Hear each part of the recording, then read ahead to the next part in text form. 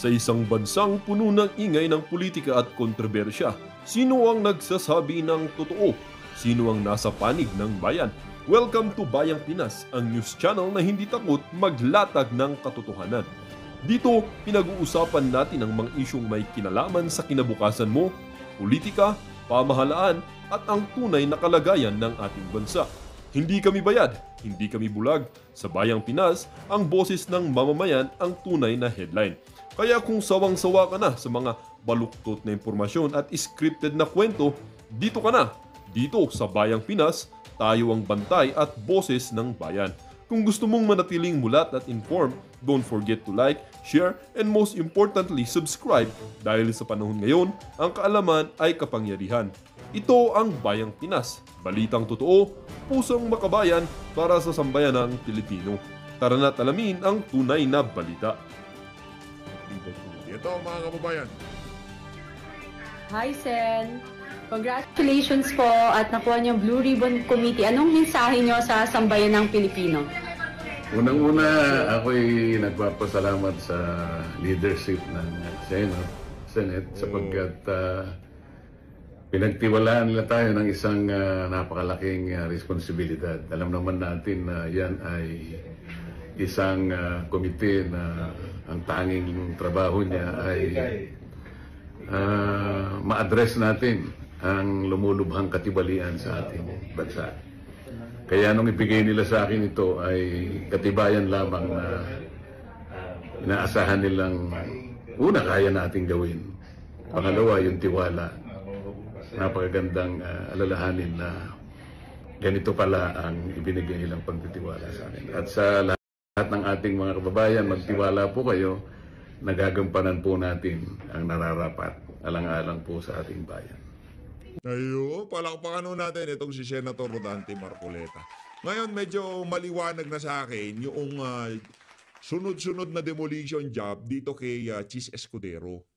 No, kasi hindi lang ho sa gusto nilang maupo itong si Tito Soto bilang Senate President. Sa tingin ho natin, isa ho sa mga dahilan kung bakit gusto nilang maupo bilang Senate President itong si Soto.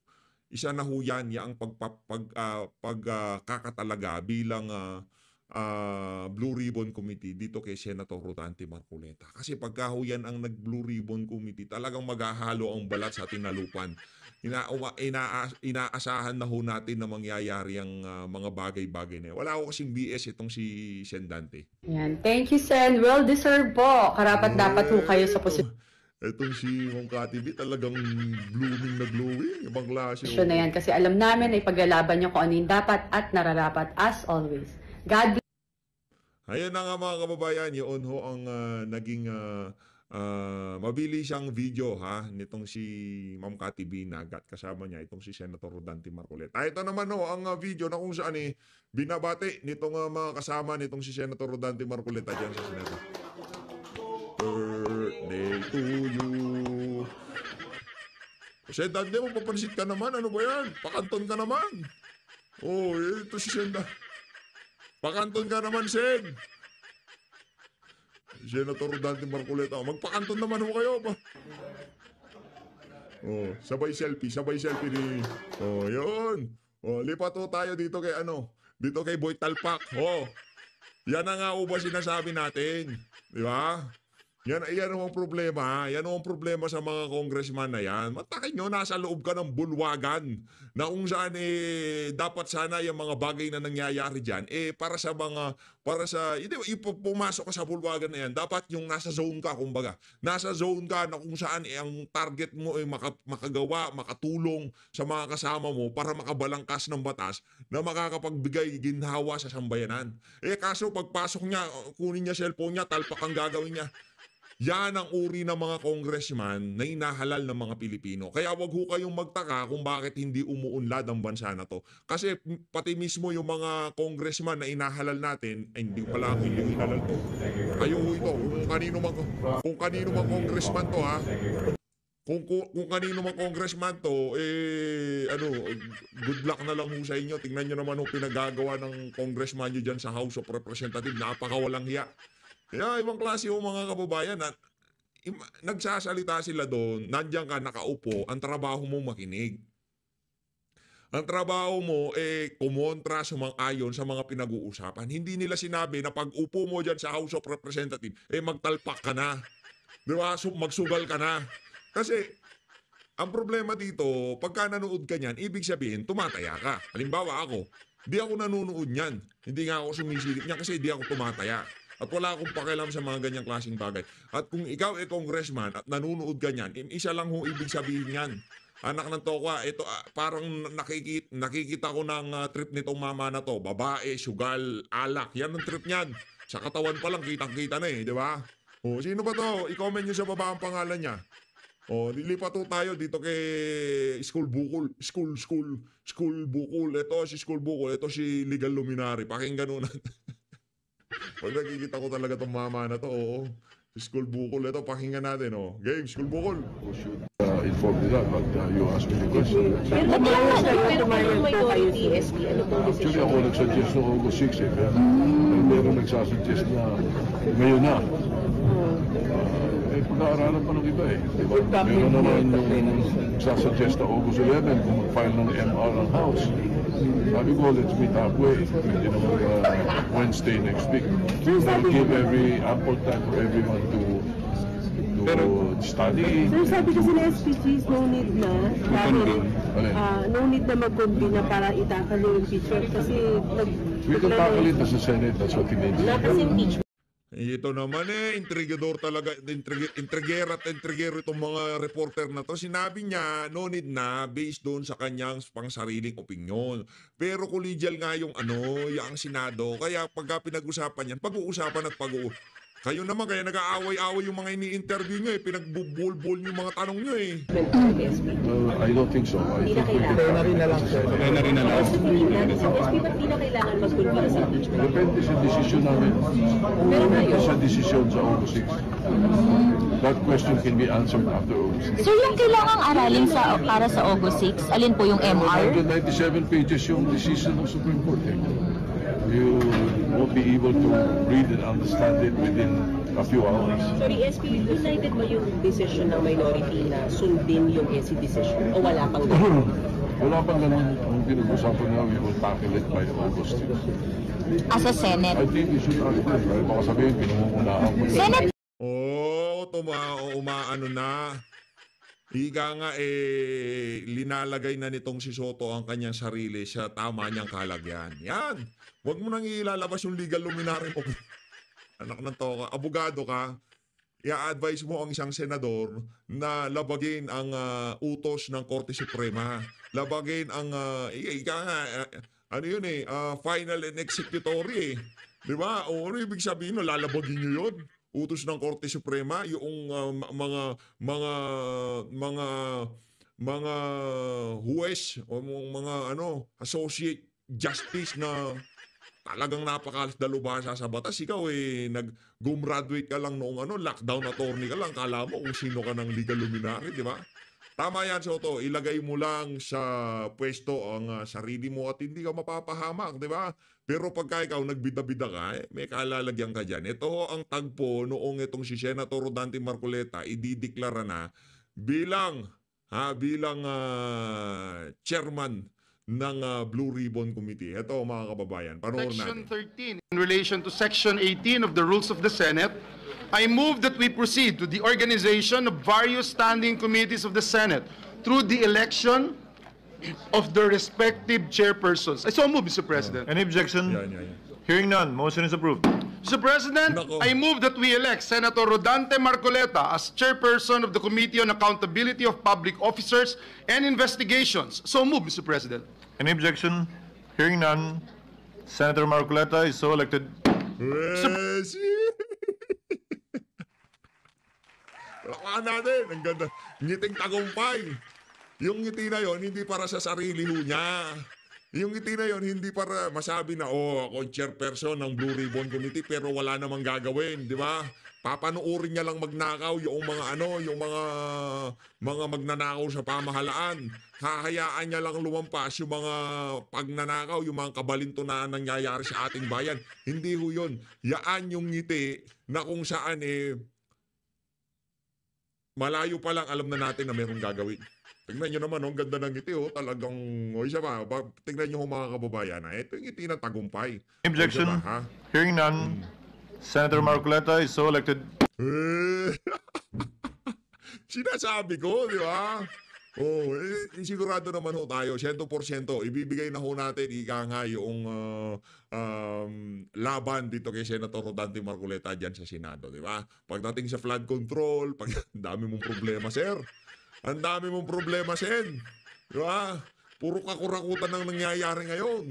Pagdating sa kuryente, naku, yari itong mga sa kuryente na to, Itong mama na to, hindi nyo madadaan sa lobby money, ika nga.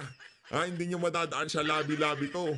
Hindi kayo pwede magpadala ng ano nyo dyan, ng yung mga padrino. Naku, yariin kayo nito.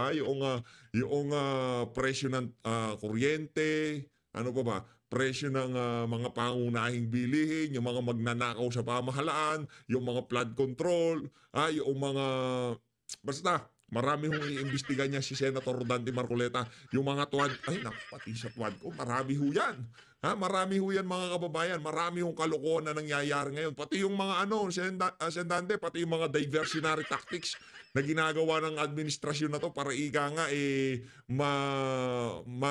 malihis ang atensyon ng ating mga kababayan doon sa tunay na mga issue na dapat mapag-usapan. Kasi itong na-master ho nila yung art of diversion, ika nga. Na-master ho ng administrasyon na to. Flood control issue, sige, boxing, Torre, tsaka itong si Baste. Anong nangyari? Di ba? Hindi na nagtanong ang ating mga kababayan na ganyan-ganyan lang yan si Nicolas Torre. Tapos ang usapan. Na-master ho nila yung art of diversion. Ito, rekta ho tayo. Pagkaguman na yan si Rodante Marcoleta, alam niyo na yan, sabi niya, presyo ng kuryente, naku, tapos na yan. Kahit yung lang isa na yun, alam nyo mga kababayan, kahit yung isang presyo ng kuryente na yun, maisaayos ni Senator Rodante Marcoleta. Napakalaging ginhawa ho sa milyong-milyong mga Pilipino. Yan hong sabihin ko sa inyo. Isipin nyo na lang, 1.5 ang inyong electric bill, buwan-buwan. Mabawasan lamang ho yan ng 500, yung 500 na yun, baon na yan ni Junior, di ba? Pambili na yan ng gasol. Panggas na yan sa sasakyan. Ang dami hong pwedeng magawa Pagka natapyasan ang presyo ng kuryente at ang tatrabaho dyan, walang iba. Yan si Senator Rodante Marcoleta. Rekta ho tayo, continuation ho ito mga kababayan. Doon sa naging press con nitong si Cheese, itong si Boy Gilay. Tuloy natin mga kababayan. Reforms na implement ninyo pagdating sa approval ng budget para maiwasan itong mga ganitong controversies at malabo ba yung gusto ni Presidente na halos wala na kayong baguhin doon sa budget? Hindi naman nga pwedeng walang baguhin. Again, Congress has the power of the purse. No NEP is perfect. But as long as it is based on discussions made openly with transparency and accountability, wala akong nakikitang problema. Again, gaya ng sinabi ko kanina, two heads are always better than one. Hindi naman alam ng lahat ng executive department officials ang problema ng bansa. Kaya nga, minabuti ng mga nagsulat ng saligang batas na dadaan yan sa prosesong ito, kung saan makukuha ang input ng mga mambabatas, partikular mga kongresista, dahil sila ang directly elected representatives of the people. Pagdating sa BICAM, paano mas magiging transparent? Kasi doon lagi sinasabing nangyayari yung mga ganong hocus-pocus or mga insertions sa BICAM. Again, when I was the Finance Committee Chair, binuksan namin yung BICAM. Wala namang nagpuntang media. In-announce nung nakaraan din. Ang nangyayari kasi sa BICAM, more often than not, is just the secretarial staff that's meeting. Nag-o-compute yung mga yan. Ito yung version ng Senate, ito yung version ng House. Saan yung kinuha, saan kinuha. Halos wala namang, it's basically computation of those who are good in the budget. Kahit noon ang BICAM palagi nasa PCA. Sino ba yung matagal na rito? Di ba? Sa PCA, lately ginawang sa House, pero PCA madalas. I think noong time ko, PCA pa din. Na wala namang... Hindi yung actual BICAM. Hindi yung meeting. Yeah. Yung actual BICAM na puro mga laptop na ang gamit nila, sa PCA usually yun. Hindi, yung meeting lang. Pero yung actual BICAM, yung nag-meet yung House Appropriations Committee at saka Senate Finance Committee, it's basically the staff that's basically reconciling the two different versions. Kasi alam mo, nakita ko yun nung nag-finance share ako. Ang Senate may dadagdagan na item, pero iba, may pagkukunan siyempre yun. Zero-sum game eh. Ang House may dinagdag at iba rin yung pinagkunan. So kailangan nilang pagtugmain yun. And it's actually a more of a secretarial mathematical job of reconciling the two versions. Tapos pag nangyari yun, ipepresenta na ngayon yun sa respective chairperson para aprubahan yung ni-reconcile nilang version. Sir, para maiwasan yung mga insinuation, mga duda and all, pwede ba na ilabas na lang ng Finance Committee Chairman yung listahan ng mga amendments ng bawat senator? Like, kung halimbawa kayo, nagpalagay kayo ng so-and-so amount with the total amount para kita ng lahat. Ginawa ko din yon ng Finance Committee Chairman ako. Papanukala ko rin kay Senator Win ngayon na Finance Committee Chairman na gawin yun. Pero nagawa na rin dati yan na pinanukalang amendment ng bawat isa ay ginawang open. Kaya nga mas gusto ko, di ba, lahat pinagdedebatihan sa plenaryo imbis na sa caucus. Sir, ano yun? Dapat live stream. Gagawin yan, sir? Kaya this time? Again, I will suggest that to Senator Win. That will most likely be discussed in the majority caucus in response to the President's call as well.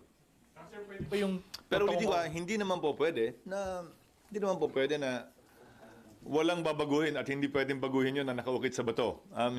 Tingin ko hindi mangyayari yan dahil that will be depende. Ulitin ko, tama ba lahat na ipapanukala nila? Bigyan ko na halimbawa. Biglang nagbago ang isip ng executive sa 2025 budget at nagsabing dagdagan natin yung combat pay ng ating mga sundalo. Sa halagang, kung hindi ako nagkakamali, 15 ba o 18 bilyon. So bahagi yun sa nabago sa 2025 budget pero nanggaling mismo sa executive yun.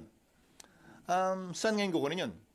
So parang confidential funds ng OVP, nasa NEP originally, diba? Yung confidential funds ng sa... Tapos tinanggal.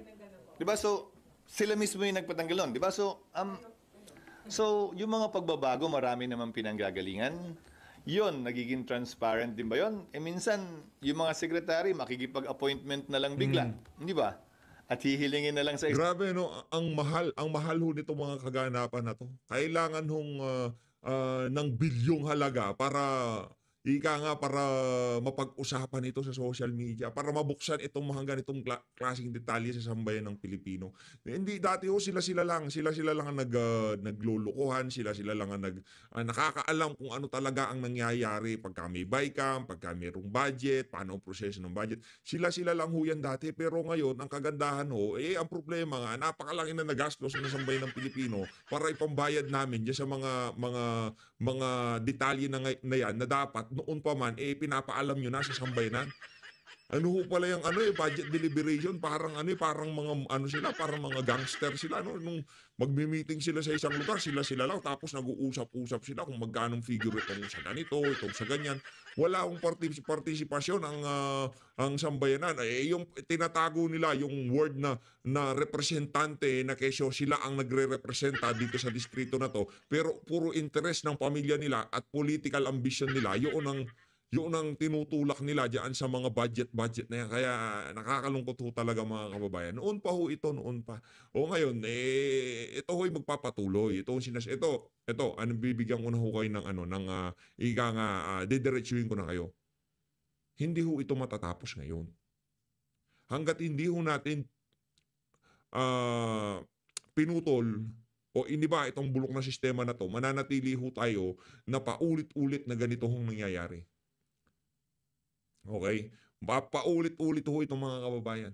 Pagka binago natin ng sistema, merong tsansa na mabago itong buwisit na sistema, itong mga kaganapan na to. Pero habang nananatili tayo dito sa dito sa sistema na to, wag na ho kayong umasa na magkakaroon ng hahanap sila ng paraan kung paano makakapagnakaw yung mga walang yan.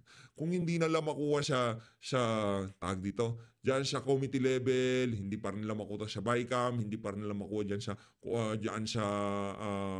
small committee nila o kung ano pa man yan, doon pa lang sa Malacanang level, na-insert na nila yung mga pagnanakaw na gusto nilang mangyari. Yun ang sigurado. Sana, pag may magbabago mula sa executive, ganun din ang maging panuntunan. Maging transparent din yung mga pagbabagong nagmumula mismo sa kanila. Pero sinabihan na doon sa Secretary Pangandaman, yung mga cabinet, na wag nang... Kasi sinabihan ko din siya, nung nakausap kami, ilang linggo na nakalilipas, na kung gusto niyong panindigan yung budget para hindi na masyadong magulo, sabihan niyo yung mga kalihim at head of office na wag nang maglako dito sa Senado at sa Kongreso ng dagdag na pondo dahil dapat hindi ba dumaan na yan sa masusing proseso. The budget call of the executive is always in the second month of the year, February. So isipin niyo, March, April, May, June. 4 na buwan yan na dumaan dapat sa butas ng karayom bago isumite ng presidente pag-deliver niya ng SONA, ang NEP ng executive branch. So sana wala na masyado ring pressure o mga request mula sa executive branch din. Make it public, sir, pag may cabinet members na humihirit ng additional funds. Same, sabi ko nga, dapat pareho ang panuntunan. Sir, yung BICAM, pwede ba yun naka-livestream katulad nung kapag may budget hearings? Kasi pag BICAM naman, pinapatawag lang yung media kapag nag-opening. Tapos pag nagkamayan sa dulo. Pero yung pinapaalis kami sa kwarto kapag nagsimula na talaga yung totoong meeting among the panel members. Kasi nga, ang karanasan ko, nung finance chairman ako, ang karanasan ko ay it's basically a reconciliation of the different items na tinanggalan at dinagdagan ng magkabilang panel. Tapos, pagpapasahan yon ng tinatawag nilang small committee ng both houses, di ba? So kung may gagawin transparent, dapat gawin transparent yung pagpupulong na yun ng mini o ng big BICAM. Pero yung actual act of reconciling, yun ang mas matagal eh. Siguro mga 2 linggo yun eh. Nahahanapin nila saan kinuha ng house to, saan binawas to, kukumpara mo sa NEP, kukumpara mo sa GAB. That is the more tedious job being done by the Secretariat na mabigat actually pagdating sa BICAM.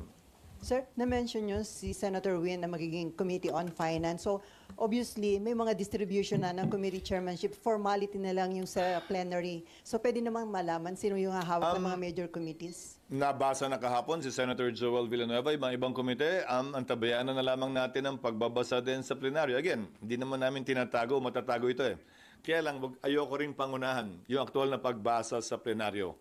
Gagawin namin yan ngayon at hanggang bukas siguro. Baka mag-extend pa hanggang sa darating na Lunes at Martes. But we expect to be able to organize the Senate by next week, insofar as naming the chairman and members of all the committees, including the commission on appointments on the part of the Senate and the Senate Electoral Tribunal. Pero may bibigay dun sa 5 minorities, sir. Yes, except for the minority leader, which by tradition does not have a committee because he's automatically a member of all committees. Ano po yung mga committee na i-offer sa minority? Again, ayokong pangunahan hanggat hindi nababasa sa plenaryo. Babasahin din naman sa plenaryo yun. Even the committees to be given to the members of the minority will be decided upon by the plenary. Yung Blue Ribbon, sir, kay Marcoleta nga, sir. Yun ang direksyon, pero babasahin din yan siguro bukas o makalawa. Justice Committee, kanino, sir? Sally, Ulit talaga tong si Sally. hello, nagawa mo na ako, uto-uto niyan. Sir, clarify lang. Ano? Ang ganda nito Sir, clarify lang. So, dun sa mga in-insert nyong under nandun ka pa? Isa lang, sir. Sa mga insertion ng budget, wala talaga kayong ibinulsa or meron?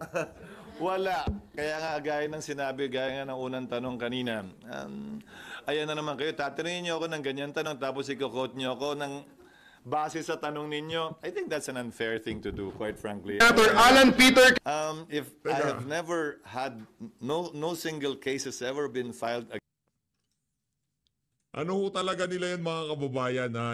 Yan trip ng mga reporter dyan.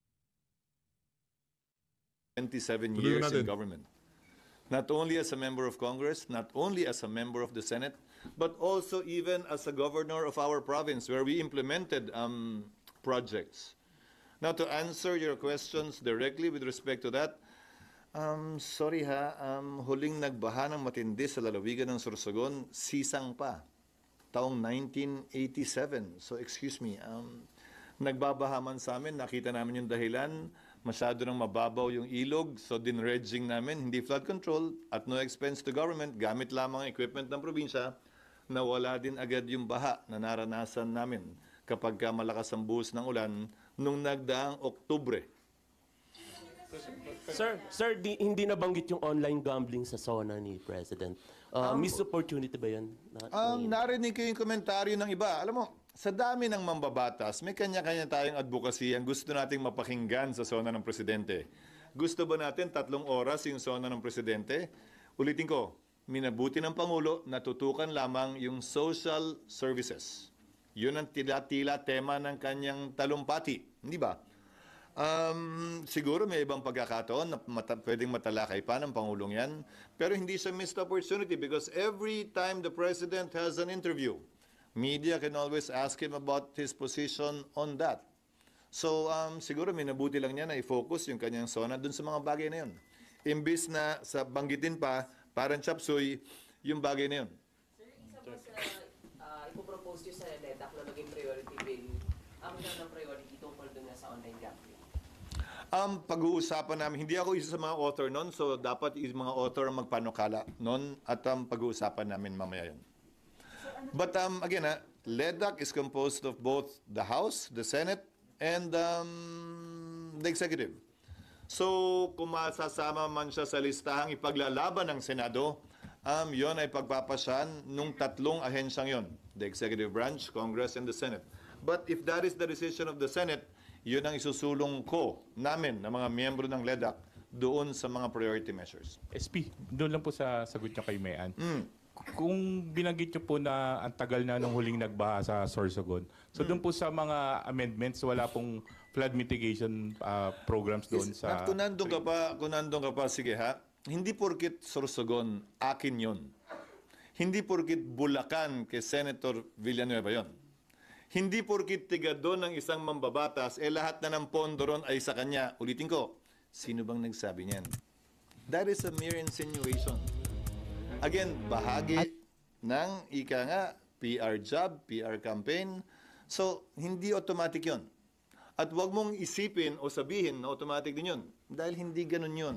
So, sa Metro Manila ba, lahat ng proyekto sa Maynila, automatic, sino mayari? Di ba pinapasira nga ni Isko yung mga pinapagawa na iba? So, sino mayari? Mayor, Governor, Congressman, o yung Senador ng taga Maynila? Nako, yari. Hindi nyo naman pwedeng sabihin agad na porkit... Nako, yari yung ano na yun. Yari yung reporter. Nabaon sa kinauupuan niya. Ang kukupsyo kasi dyan eh. Kanya na lahat? Hindi naman yata tama yun. That is why, especially in the case of Senator Villanueva, it's so unfair to say that, to allege or even insinuate na lahat yun ay kanya. Hindi naman tama yun. That is an unfair accusation and an unfair insinuation to make.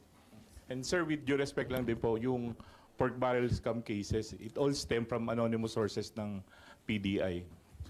Ano? Sir, yung pork barrel scam cases also came from anonymous sources, reports, media reports, actually from expose ng PDI. Ikaw naman ang layo na nilukso mo. Yung pork barrel scam cases, sorry, may whistleblower. May witness yun, at may nagsasalita at nag-aakusa. It first started as anonymous stories lang. Pinaglalaban pa talaga yan. Yes, what else? Pero sir, may info ka kung sino yung behind dun sa PR job against you? At the right time, when we have already sufficient sources, sufficient basis, we might name that person. Pero sa tagal ko kasi sa politika, parang kasama na lang yun eh. Pero sabi mo, SP from Kamara. Ano? Galing Kamara, sabi niyo po kanina. Malamang. Congressman. Malamang, yun ang direksyong tinuturo ng mga sources namin. Are you considering legal action? I've never done that. In my 27 years in government, this is not the first time I'm being accused of something. And then, sir, ano yung iba pang mga proposed bill na isusulong nyo para makatugon dun sa mga promises ni PBBM sa kanyang SONA kahapon? Aside dun sa I think that most should come from the administration. Actually, kung may isang inaantabayanan sana ako, ano yung mga panukalang batas na hihilingin niya? Isa lang ang narinig ko, kaugnay sa kapangyarihan ng NFA. Para magawa niya yung trabaho niya sa pagpapababa at pagtamang pagtsempo ng pag-import ng bigas para hindi maapektuhan yung ating mga magsasaka. Pero yun lang yung yun lang yung parang na-note ko na hiningi niyang legislation. Hindi naman namin trabaho na ipatupad yung iba dahil karamihan is only with respect to enforcement of the existing laws. Sir, may patanong lang from Babylin. Pwede daw bang i-lifestyle check yung mga mababatas, lalo na yung mga miyembro daw ng BICAM sa national body? May ongoing may batas na nagbibigay ng kapangyarihan sa pamahalaan na gawin yan, and I think everyone should be open to a lifestyle check when it comes to that. Whether may allegation ng ganyan o wala. Basta sigurado ako, wala akong bahay sa Forbes o sa Dasmariñas at wala rin akong Rolls Royce o Ferrari. Kaya isa ako sa mga unang tumayo tulad ng pagsisimula natin at pumalakpak nung may binanggit si Pangulo kaugnay sa corruption. Yari, yun na. Sino ba may bahay sa Forbes, tsaka merong Rolls Royce, tsaka merong Ferrari? Mga congressman lang meron yan. Pero ikaw, Senator Cheese, mayaman din ho kayo. Meron ka din naman ng mga mamahaling mga kagamitan. Mga burloloy nga lang ng ng asawa mo, na yan di ba? O sabihin na natin niya yan, mayaman din yung asawa mo. Pero wag mo sabihin hindi nalalayo ang pamumuhay mo doon sa mga magnanakaw dyan sa House of Representatives. Hindi ko sinasabi magnanakaw ka, I mean yung buhay mo. Hindi nalalayo yan doon sa mga buhay nila. Malupit din ang pamumuhay mo, Brett. Ha? Nasa kotse pa nga lang tayo. Wala pa tayo dun sa level na yun. Wala pa nga tayo dun lalo na. So, doon lang sa impeachment po. Yes, ma'am. Sabi sa Supreme Court ruling, di ba po final and executory? But, tama ba na open pa rin siya sa motion for reconsideration? Yes. So, there is a procedure insofar as the filing of a motion for reconsideration is concerned. okay. So, kahit po open pa siya sa filing ng motion for reconsideration, magde-decide na rin kayo kung ano ang gagawin, kung magta-trial kayo o hindi, or I will answer you legally. Yes, there is that procedure, but the Supreme Court knew that there is such a procedure. And yet they wrote immediately executory.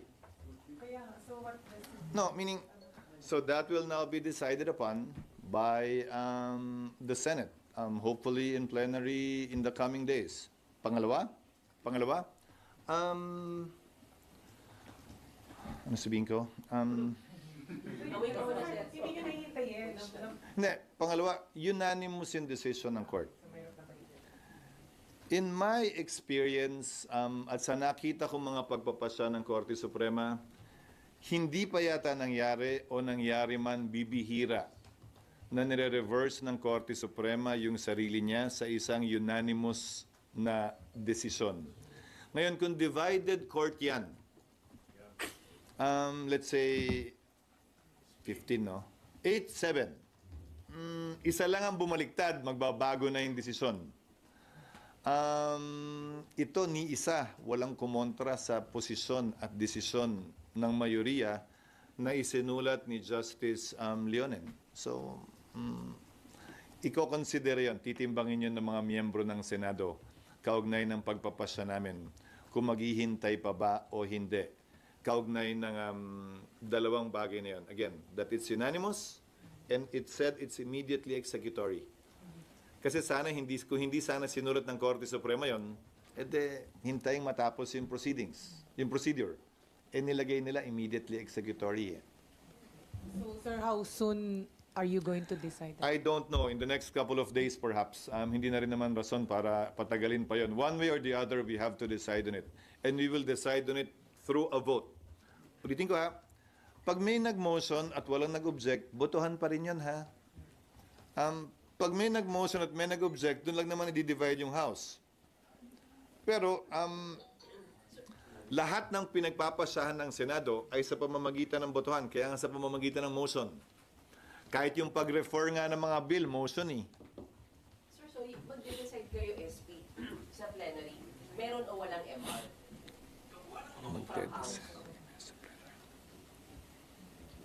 Hindi ko maintindihan yung tanong mo. Kasi sir, SP, di ba We might consider the fact that the House may file an MR before we decide. Again, ayokong pangunahan. Ang sinasabi ko nga sa'yo, yung dalawang bagay na yun ang titimbangin ng mga miyembro. That it's unanimous, that it's immediately executory, titimbangin yon sa pagpapasya ng Senado. Pwede na ba kami magdesisyon ngayon o hindi pa? But you will also consider the fact that House might or actually will file MR kasama sa factor ng pag-decide yun po. Minihintayin niyo pa ba yun? Mag-MR pa sila? Sinagot ko na nga na Hindi babalik pa rin ang SP. na kokonsidera yon. Mag-file man sila, paano pag hindi sila mag-file? Wala naman silang sinasabi. Iba-iba sinasabi nila. Sabi sa speech, sabi ng spokesperson, mag-file. Sabi ng speech ni Speaker kahapon, ginagalang nila. Hindi ko nga maintindihan. Hindi ko nga alam.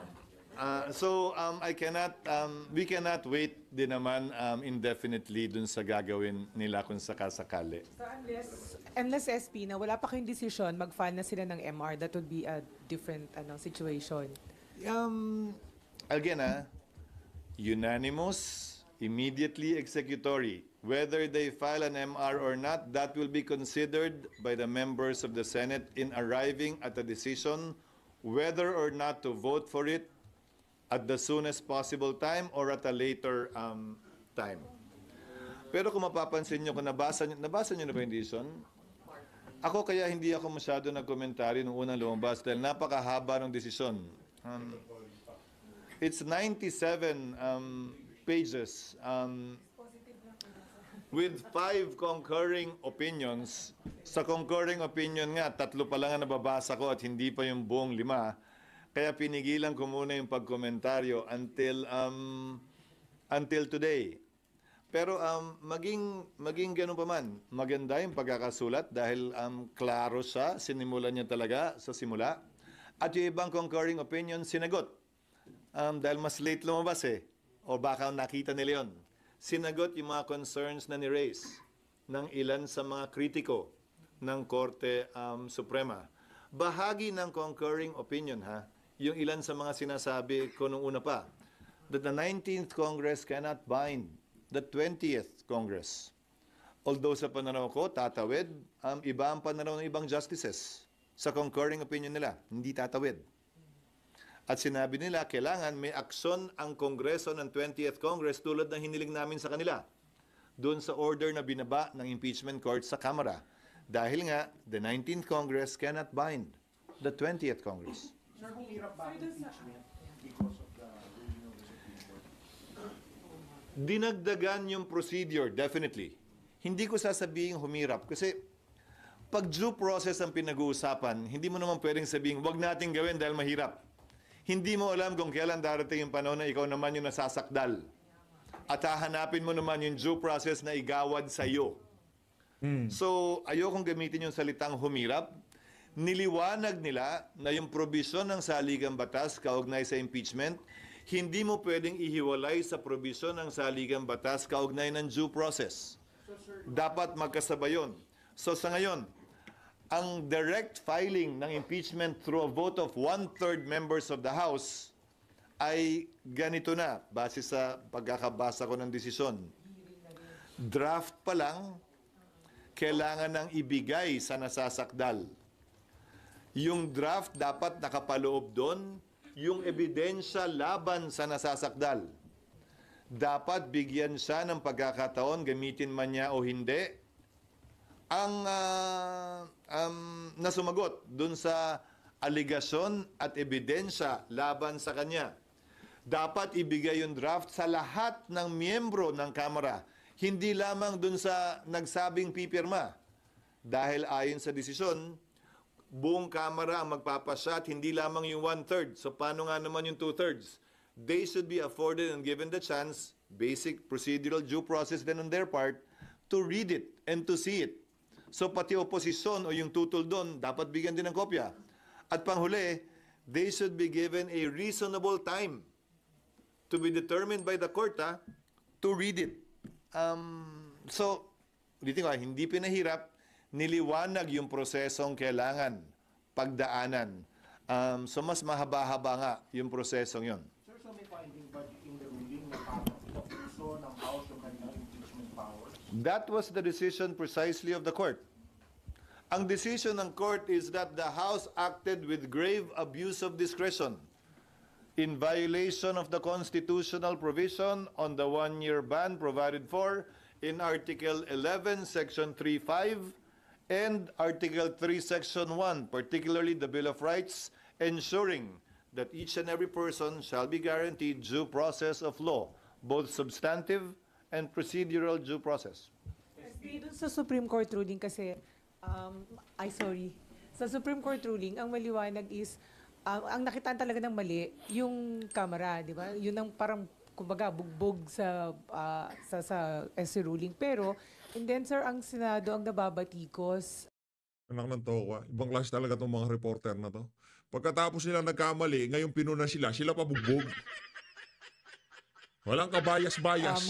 Paano nyo sasagutin yung batikos sa, bakit hindi kayo magkakaroon ng impeachment trial? Ba't hindi ipaglaban yung power ng Senate na to try and decide the impeachment case? Nabanggit ko kanina, hindi ba?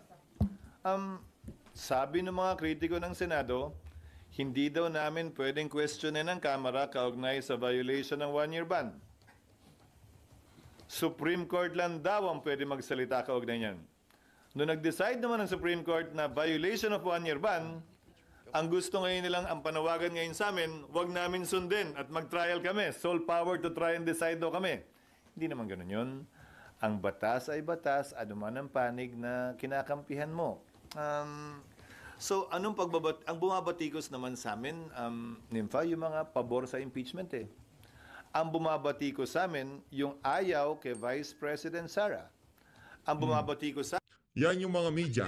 Kagaya ni Nympha. Nympha ba pangalan yan? Yung klaro na gusto siyang ma-impeach at matanggal sa pwesto and who have taken their position in that regard. While I respect their position, hindi naman nila pwede kaming pilitin na kumampi sa kanila. At hindi naman kami, sabi ko nga kahapon, di ba? The time not on your side does not necessarily mean I am on the wrong side. In fact, insofar as this particular issue is concerned, the Senate was proven correct by the Supreme Court that when the Senate exercised an abundance of caution in not rushing into it. Ngayon, ang binabatikos naman nila, ang Korte Suprema. At ginagamit kaming bala para ibangga sa Korte Suprema. Hindi ko bilang abogado, hindi yon ang posisyon ko. Because I'm still an officer of the court, although I am, as a lawyer, although I am not part of the judiciary. SP, yung latest ruling na to, did it abandon the Francisco? Ibig sabihin, regarding dun sa filing. So ngayon pa pwede na bang mag-file uli ng mga sham? Hindi. You can reconcile it with Francisco. In fact, if you read the 97-page decision, Justice Leonen quoted extensively from Francisco. Hindi siya taliwas sa Francisco. Kinote niya sa malaking parte at bahagi ng desisyon yung Francisco. Even the time yung one-year rule ban, hindi so kasi doon sa Francisco is the referral to the Justice Com. Yes, but if you read the decision, it is the inaction that effectively circumvented that one-year ban period. Di ba? One-year ban starts once it is referred to the Justice Committee. Inupuan nga Inupuan nga ng House Secretary General Kinote ng mga ibang concurring opinions yung interview ng Secretary General na sinasabing inutusan siya na wag upuan yun, na wag galawin yun. Na-intend dahil may ipa-file pa. Ang tema ng desisyon sa pagkakabasa ko ay yung pag-upong yun circumvented the one-year ban.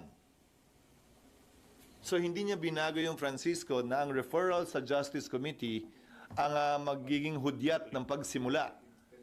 Ang sinasabi niya, yung hindi paggalaw at pag-refer, effectively na circumvent yung 1-year ban.